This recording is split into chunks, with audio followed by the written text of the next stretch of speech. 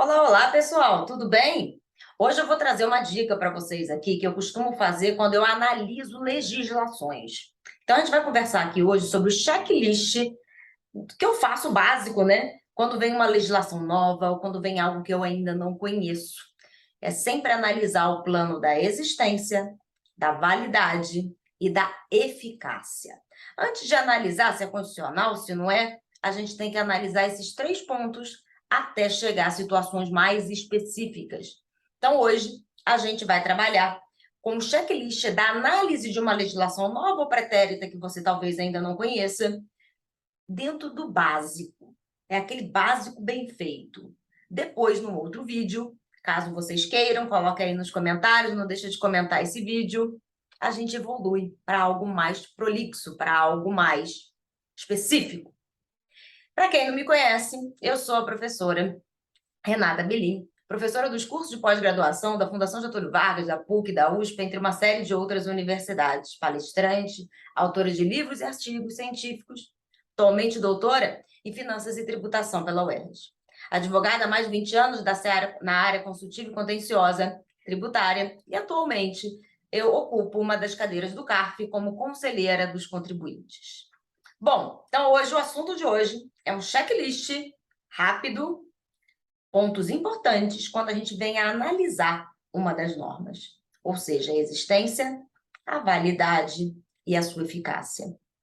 E por que isso é tão importante, gente? Porque normalmente as oportunidades tributárias, principalmente nas legislações novas, nem sempre o que existe é válido e nem sempre o que existe é válido, é eficaz.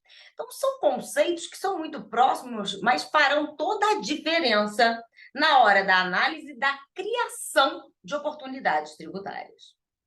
A existência está intimamente adequada e associada ao princípio da legalidade. Depois, uma vez legal ou não, aí a gente vai aferir, eu preciso analisar a sua validade. A partir de quando ela é válida? Quais fatos ou atos pode ser aplicada a nova legislação? Então, a gente tem o plano do princípio da irretroatividade. Quando que eu posso aplicar aquilo ali? Para quais fatos?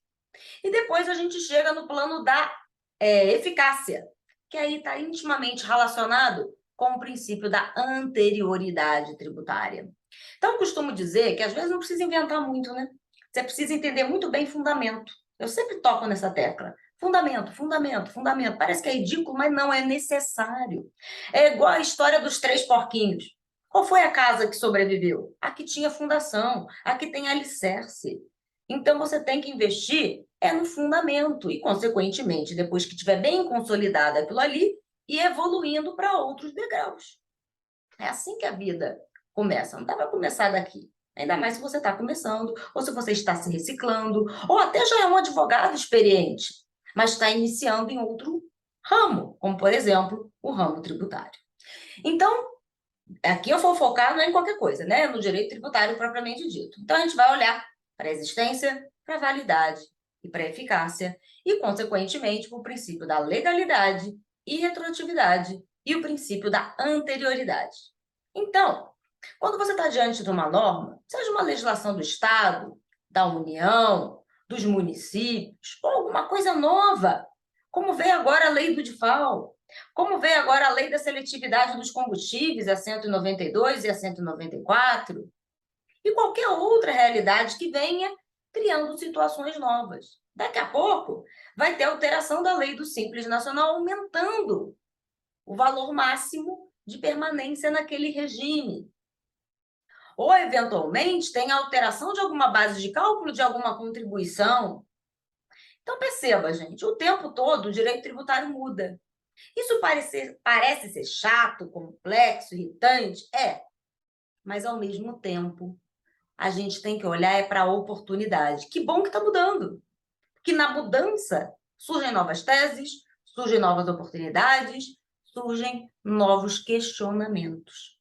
Então, vamos tentar focar sempre naquilo que o novo pode nos proporcionar. E que saco, esse troço mudou. Que bom que mudou. Isso pode me gerar mais oportunidades. Vê como muda? e a nossa cabeça processa a informação. Então, quando vem uma legislação nova, ou mesmo aquela que é nova para você, pode não ser para mim ou para alguém que já tem estudado aquilo ali, mas é nova para você. Vamos imaginar que amanhã ou depois você esteja estudando a legislação do ICMS de Roraima. Eu nunca vi. Aí, amanhã ou depois, se cai um auto de infração, um cliente que me peça para analisar alguma situação, uma execução fiscal, um planejamento tributário, o que eu vou precisar fazer? Analisar aquela norma, ela já existe há um tempão. Mas será que todo mundo viu o checklist? Será que para aquele cliente, de fato, ela se aplica em todos os requisitos? Ainda mais se ela tivesse sido alterada. Mas podem ser legislações efetivamente novas, como essas que eu acabei de citar. Então, qual é o primeiro checklist aqui? Princípio da legalidade. Lembra que eu falei legislação, não falei lei. A lei é uma das quais compõe o arcabouço da legislação. Então, você tem o que aqui? A lei em sentido formal, que advém do Poder Legislativo, do Estado, da União e o Congresso Nacional da União, né? A Assembleia Legislativa dos Estados ou a Câmara dos Vereadores nos municípios. Então, aqui a gente tem a lei formal. Mas nem sempre, nem tudo precisa estar numa lei dessa natureza. Pode estar num decreto do Poder Executivo, do governador, do presidente da República, do prefeito, pode estar numa portaria, pode estar num ato declaratório, pode estar numa solução de consulta, pode estar numa decisão administrativa. Então, isso tudo é composto de uma legislação como um todo. Né? Então, até porque a lei, em sentido formal, ela são de duas espécies. Ou é uma lei ordinária, ou é uma lei complementar. E tem requisitos próprios para cada uma delas. Então, vamos no simples, que é o que eu me proponho falar aqui para vocês hoje. Cheguei aqui e estou analisando uma legislação. Lei Complementar 190 de 2022. Lei que trata do DIPAL. Ela existe? Ela existe, ela foi publicada. Ela veio pelo instrumento adequado? Realmente tinha que ser uma lei complementar para aquela situação? Tinha, porque eu estou analisando o critério de normas gerais do ICMS. Como o Supremo já tinha dito, eu preciso de uma lei complementar. Então, se houvesse uma lei eventualmente ordinária sobre esse tema, a gente já tinha, opa, lei ordinária, para esse fim, não pode. Tem que ser uma lei complementar. Então, aquela lei, ela é inconstitucional do seu ponto de vista formal, que ela veio de uma forma inadequada. Então, você já tenta visualizar, antes de chegar no mérito, se deve ou se não deve, a partir de quando, você tinha que ter olhado o quê? O primeiro. Ela poderia ter vindo daquela forma? O decreto ele pode tratar sobre aquela matéria? É possível?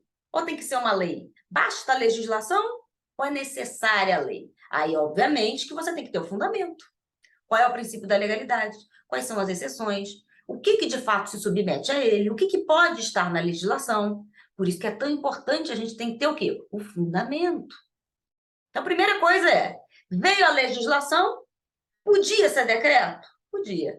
Vamos para o próximo passo. Podia ser lei? Podia. Que lei? Ordinária ou complementar? No caso desse exemplo que eu dei, a lei complementar 190, ela é uma lei o quê? Complementar. Tinha que ser por lei complementar? Tinha. Então, a princípio, veio pelo instrumento legislativo adequado. Tranquilo? Quando mudou a COFINS para as sociedades de advogados, entre outras, as uniprofissionais, até então éramos isentos. Então, não se pagava a COFINS, não porque não incidia, porque eu tenho faturamento, eu tenho receita. Só que a lei trazia isenção dentro de uma lei complementar. Na sequência, durante algum tempo, veio uma outra lei ordinária que diz: acabou essa isenção, todo mundo tem que pagar. Aí se perquiriu se aquela lei ordinária poderia revogar aquela isenção. E aí começou a se discutir o ponto da legalidade. Pode ou não pode? De que forma? E aí os advogados, infelizmente aqui, todas as outras uniprofissionais acabaram perdendo no judiciário. Porque se entendeu, nesse caso concreto, que eu estou falando de COFINS. A COFINS, ela tem a materialidade constitucionalmente prevista. Ela não há necessidade dela vir por uma lei complementar. Bastar-se uma lei ordinária. Mas quando ela veio lá em 91, ela veio por uma lei complementar. Não precisava, mas veio. Isso quer dizer que a sua alteração posterior precisa de outra lei complementar? É o princípio da hierarquia das leis. Durante muito tempo se entendeu assim. Então, para alterar uma lei complementar, precisa de outra lei complementar. Depois o Supremo entendeu que não é bem assim. Se é uma lei complementar que veio de uma forma do mais, sem que tenha precisado, podia ser uma ordinária, a eventual alteração da sua norma não precisa obedecer esse quórum qualificado. Pode vir por uma mera lei ordinária, porque ela é materialmente ordinária. Ela não tem exigência de uma lei complementar. Então, aquele princípio da hierarquia caiu por terra e aquela lei ordinária era adequada. Então, tudo que eu estou te dando alguns exemplos daquilo que você vai fazer, porque hoje a gente não está tratando do princípio da legalidade propriamente dito. Caso vocês queiram, tá? Cair de novo aí nos comentários. Vale a pena fazer aí um checklist do princípio da legalidade. Hoje é o quê? Qual é o checklist que eu vou fazer? A análise da norma. E a primeira coisa que eu vou fazer é o quê? Ela existe? Mas veio pelo instrumento adequado? Eu posso aplicar? É lei ordinária, é lei complementar? A legislação tributária está adequada? Outro exemplo. Vem amanhã ou depois um decreto que cria uma nova obrigação acessória. A obrigação acessória precisa estar na lei? Ela está vinculada ao princípio da legalidade? Ela não está. Então, se ela veio por um decreto, está tudo bem. Você não vai poder discutir isso daqui. E se ela veio na lei? Quem pode mais, pode o menos. Então, não tem nenhuma irregularidade. Mas eu alterei a alíquota do ICMS por decreto. Não pode, né? Regra de incidência, não tem nenhuma exceção aqui para o ICMS, com exceção do ICMS combustível. Mas fora isso, eu preciso de lei para alterar a alíquota. Então, o decreto não pode fazer. Então, você vai tacar o quê? O plano da existência. Ela não pode existir daquela forma. Perfeito? Então, você vai avaliar se a existência daquela norma está de acordo. Ela existe, mas pode ser que ela não seja válida. Que muitos confundem às vezes, e aí varia do doutrinador. Muitas das vezes a questão de constitucionalidade, de legalidade, está dentro do plano da validade, ou, ao mesmo tempo, existe, é válido ou não é válido e não existe.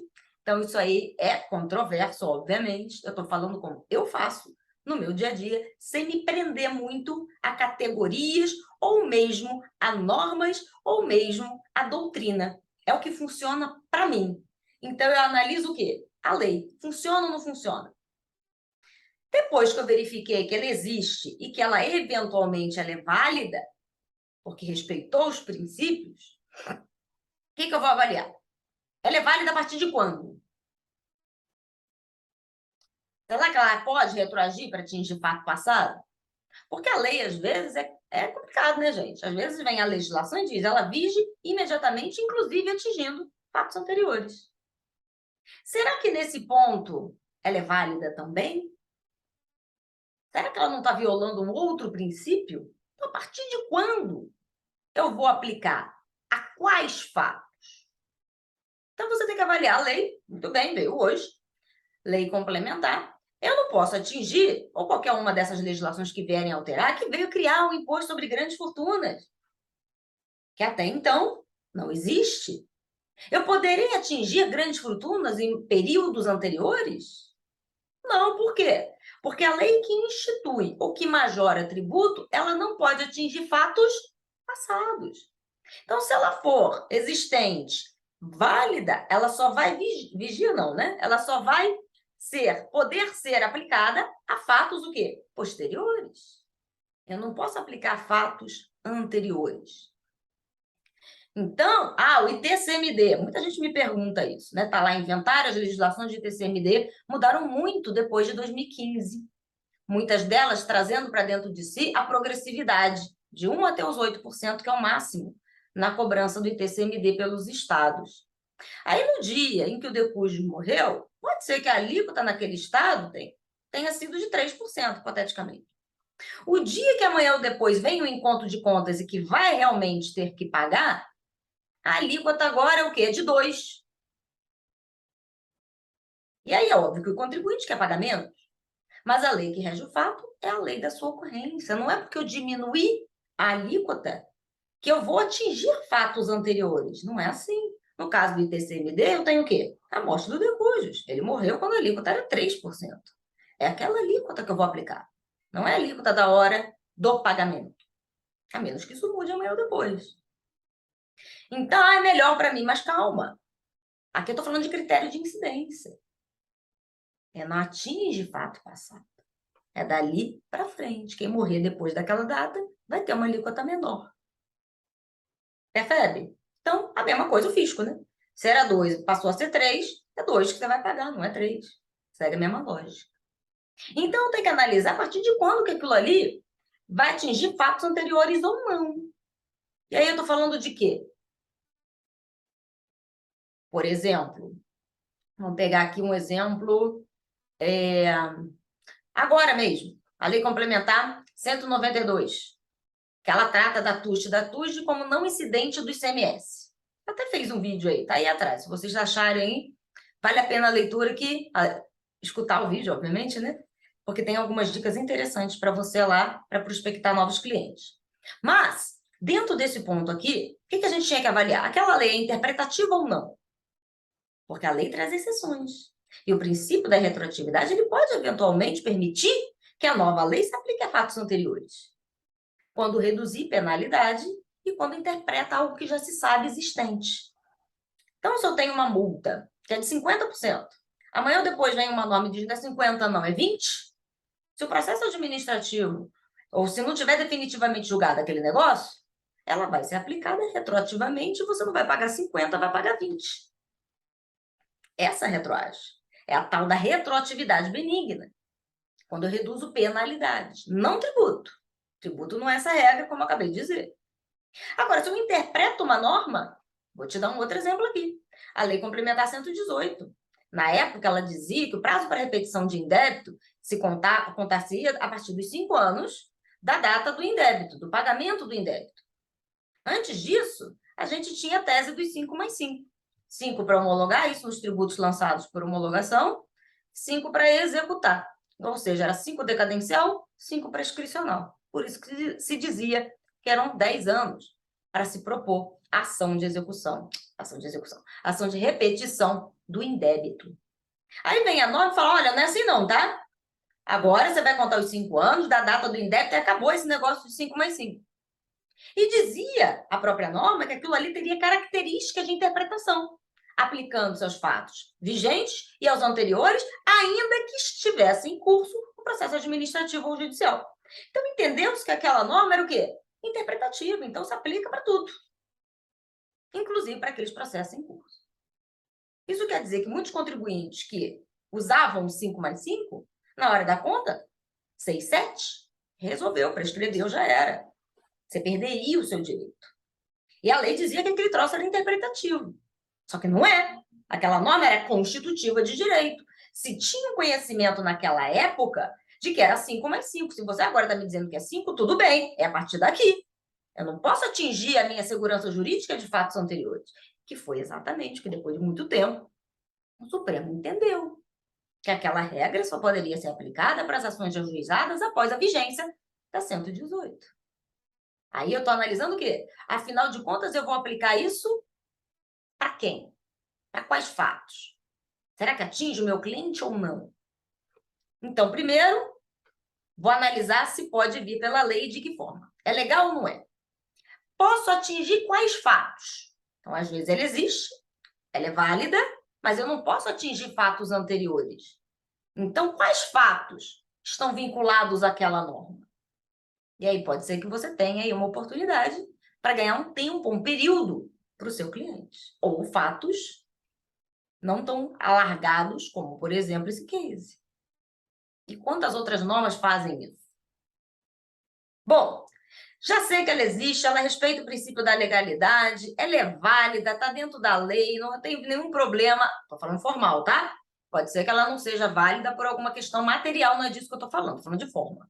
Então, dentro da forma, existe, é válida, não é inconstitucional, está dentro da norma, não vai atingir, eu já sei quais fatos podem ser atingidos por aquela nova norma que veio ao nosso ordenamento jurídico. Mas não necessariamente aquela norma ela já produz os seus efeitos imediatamente. Ou seja, ela é válida, ela existe, ela respeita a legalidade, eu já sei quando que a irretroatividade se aplica e a quais fatos. Só que, às vezes, por mais que a lei vija imediatamente, eu ainda tenho que analisar o quê? A vigência. A partir de quando, de fato, eu posso aplicar aquele fato? Muito bem, veio o Estado XPTO e disse que a alíquota do ICMS básica não é mais 17%. Agora ela é 18%. O Estado pode fazer isso? Pode. Por meio de quê? De lei. E ele fez, hipoteticamente. Imagina que veio uma lei que aumentou e veio agora, em junho do ano tal. E diz que essa lei se aplica imediatamente, inclusive, para os fatos que vierem a ocorrer após a sua publicação. Vamos lá. Ela existe, ela é válida, só que ela produz efeitos no dia seguinte? Não. O ICMS, ele tem que obedecer ao princípio da anterioridade, tanto a de exercício quanto os 90 dias. Então, só vou poder cobrar cujos fatos geradores vierem a ocorrer após o primeiro dia do exercício seguinte. Se fosse esse ano, 1º de janeiro de 2023. Então, pode ser que aquela norma venha gerar algum problema para aquele contribuinte no plano da vigência. Outro exemplo aqui seria a Lei Complementar 190 do DIFAL. Veio pela Lei Complementar, ela é válida, ela existe, está tudo bem, mas a partir de quando eu posso aplicar aquilo? É dentro do mesmo exercício? Eu tenho que esperar só os 90 dias? Eu preciso esperar o exercício seguinte? Que é exatamente essa questão do DIFAL que está sendo discutida. É no plano da vigência. A partir de quando aquele negócio está vigente? Os fatos geradores que vierem a ocorrer deverão obedecer àquela norma. Então, percebam que parece bobeira, mas não é. Tudo isso que eu estou contando para vocês, de legislações que acontecem o tempo todo, inclusive de legislações recentes, elas se aplicam o quê? Diante dessas regras. Veio pelo diploma adequado? Quais fatos eu atinjo? Ela está vigente a partir de quando? Porque a lei ela dizia que respeita só os 90 dias, a do DIFAL. Respeitou, já pode cobrar. Mas se ela violou a anterioridade de exercício, opa, ela disse, mas não pode dizer isso.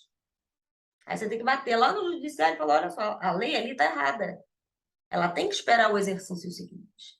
Eu não posso ser cobrado agora imediatamente porque violou a anterioridade de exercício e vincula ali o ICMS, que não tem nenhuma exceção, como eu falei para vocês, a exceção do ICMS combustível tem algumas exceções. A legalidade, para anterioridade não. Mas, enfim, você tem que dominar as regras. Principalmente, é claro que o princípio tributário tem um catatal deles. Outro dia eu dei uma aula sobre isso e eu cataloguei, sei lá, quase 30 princípios, implícitos e explícitos. É claro que o ideal é você analisar isso tudo, mas às vezes o prolixo assusta. Então vamos no simples. O que eu tenho que avaliar quando uma norma é publicada? O que eu tenho que avaliar na lei do estado ou do município que eu estou avaliando? Ela veio pelo diploma adequado? É lei, é decreto, ela pode? Porque de repente aí você já identificou uma oportunidade. Quais fatos eu posso atingir? Irretroatividade. Porque a lei pode ter mandado atingir fatos anteriores. Só que ela não é interpretativa. Ela não reduz penalidade. Então, não posso atingir fatos anteriores, apesar dela mandar. Judiciário violou a retroatividade. E mesmo que seja para fatos futuros, e se eu aumento o tributo, ou instituo o tributo novo, eu preciso obedecer quem? A anterioridade. Tanto a de exercício, quanto os 90 dias, a depender do tributo, que obviamente aqui também teremos o quê? Exceções. Tem tributos que não obedecem a todas as anterioridades. Por exemplo, aqui o imposto de renda, ele obedece o quê? Anterioridade de exercício, preciso esperar o exercício seguinte, mas não preciso esperar 90 dias. O IPI é o contrário. O IPI, ele pode alterar, aumentar uma alíquota no mesmo exercício. Mas eu não preciso esperar o exercício seguinte, basta esperar o quê? 90 dias. Aliás, para o IPI também tem exceção da legalidade. Então, eu não preciso de lei para aumentar a alíquota. Basta um decreto, porque a Constituição permitiu essa possibilidade. É uma exceção. Então, parece que não, gente. A gente tem todo um checklist aqui, principiológico, que podemos, dentro das normas, identificar oportunidades. Por isso que a base é tão fundamental. Analise, veja se ela é legal, veja se ela realmente se aplica àquele fato que você está analisando. Legalidade e retroatividade. E a vigência, a partir de quando eu vou aplicar? Anterioridade. Então, embora o plano da existência e da validade tenham nomenclaturas diversas na doutrina, como eu acabei de dizer, ela existe, mas às vezes ela não é válida. Foi publicada, ela existe. Mas pode ser que não seja válida, porque ela não veio pelo diploma adequado. Não era uma lei ordinária, tinha que ser uma lei complementar. Ou mesmo que tenha, existe, ela é válida, Mas pode ser que ela não seja vigente no momento que ela determinou. Tem que respeitar a anterioridade. Ou ela existe, ela é válida, mas ela não pode aplicar a fatos passados. E a lei diz que pode. Ela viola o quê? A irretroatividade. O que está dentro também um pouco da validade para os fatos. Talvez não seja para todos, para alguns. Então, sempre analisem. Não é à toa, quando a gente existe uma norma que é publicada, não tem a presunção de condicionalidade justamente porque ela existe, mas não necessariamente ela será válida. E mesmo existente válida, pode ser que ela não seja o quê? Eficaz. E esses três princípios condicionais é a base de tudo. Eu falei para vocês que tem dezenas. É óbvio que você tem que trabalhar com todas e saber pelo menos que existem, para saber quais deles podem ser úteis na sua defesa administrativa, na defesa de uma norma ilegal, inconstitucional. Mas aqui eu estou trazendo três, que é a base. Estudem esses princípios. Quando a norma vier, é a primeira coisa que você vai avaliar. Obedeceu ao princípio da legalidade? Obedeceu ao princípio da irretroatividade? Obedeceu ao princípio da anterioridade? Porque aqui você já pode ter observado ou pelo menos identificado oportunidades. Depois desse checklist básico, aí a gente tem um checklist mais sofisticado. Quando aí a gente vai analisar o quê? A materialidade, o que podia, o que não podia, critérios da regra de incidência do tributo, a questão da obrigação, uma eventual multa confiscatória, uma eventual alteração ou violação da isonomia, ou da capacidade contributiva, da transparência fiscal, da proteção da confiança, do devido processo legal, do contraditório, da ampla defesa. Olha quanta coisa tem dentro. Primeiro você tem que botar no funil. Passou no funil básico? Aí você bota no maiorzinho e inclui ali outros itens para avaliar se aquela norma poderia ter vindo da maneira e da forma como veio. Então, hoje, pessoal, a ideia era que tratar o quê? De um checklist básico da análise de uma legislação do ponto de vista da legalidade, da irretroatividade e da anterioridade, como forma de tentar observar oportunidades latentes dentro de novos diplomas ou de diplomas até antigos, mas que você teve acesso a eles agora. E existem diplomas antigos que ninguém reclama, porque às vezes não lhe favorece, então você finge que não viu, mas existem situações que às vezes o outro não viu, mas você vai ver. Por isso que nós temos que toda hora treinar o nosso olhar para oportunidades. E tendo uma fundação muito bem estruturada, você consegue visualizar mais rápido. E se não deu ali no básico, aí acalma, né? Aí a gente vai para o próximo degrau, entendendo outras estruturas. E daqui a pouco, de tanto fazer, seu olhar já está treinado. Você já vai bater o olho, opa, aqui tem coisa. Opa, aqui pode ter uma coisa. Pode ser que não tenha, mas numa dessa tem, e você sai na frente da sua própria concorrência. Ou gera uma identidade junto com aquele cliente. E assim você vai desenvolvendo o seu relacionamento. Pessoal, são essas as dicas que eu queria trazer para vocês no dia de hoje. Então, fiquem atentos, estudem princípios. Começa por esses três, se ainda não estão seguros de analisar os demais. Lembre que é um passo de cada vez. E se você achar que é necessário, que vale a pena, um vídeo específico de cada um desses princípios, detalhando um pouco mais, trazendo as características, as exceções, coloca aí nos comentários. Eu vou adorar ouvir e atender a vocês, se vocês entenderem que esses seriam conteúdos relevantes. Muito obrigada. Se você chegou aqui agora de novo, vai lá, aciona o sininho, se inscreve no canal, deixa o seu comentário. Praticamente aqui, nos dias úteis, sempre teremos vídeos específicos compartilhando dicas, novidades, atualidades, ou mesmo tentando desmistificar algum conteúdo da área tributária. Muito obrigada a vocês. Até o próximo